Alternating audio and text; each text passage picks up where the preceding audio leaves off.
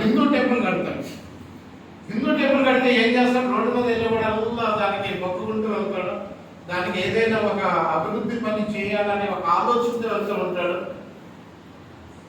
ఈ రోజు కనిపించిన టెంపుల్ మళ్ళా సంవత్సరం తర్వాత చూస్తే వేరే ఆకారంలో కనబడుతుంది. కానీ మన సంఘాలు ఎలా ఉండిపోతున్నాయి? అవునా కదా? ఒకసారి ఆలోచన చేసుకున్నాం.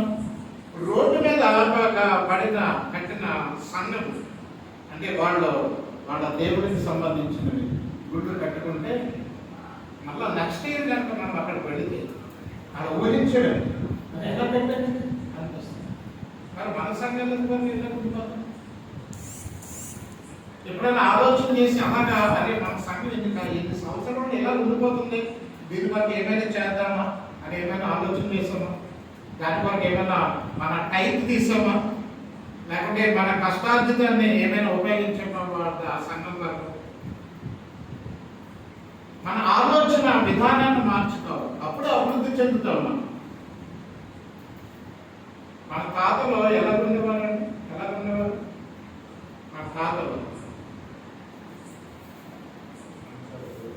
కదా గోష్ఠ కట్టుకున్నాడు. మరి మనం కూడా అలాగే ఉండొచ్చు. ఇప్పుడు కొన్ని ఆచరణలు అలాగే చేస్తాం కదా మనం. ఇది మా తాతలు ఎలా చేసేవారు, మా పూర్వీకులు ఎలా చేసేవారు, కాబట్టి మేము కూడా ఇలాగే చేస్తాము అని ఇప్పుడు కూడా మనం గోష్ఠ పెట్టుకునే ఉండొచ్చు కదా. చెట్టు లేకుండా నడవచ్చు కదా.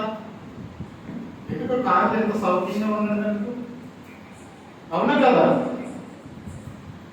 ఆచారాలకేమో పూర్వీకులు వాడుకుంటాము, అభివృద్ధికేమో పూర్వీకులు వాడుకోము. ఎంత విచిత్రంగా ఆలోచన చేస్తున్నాం చూడండి మనం.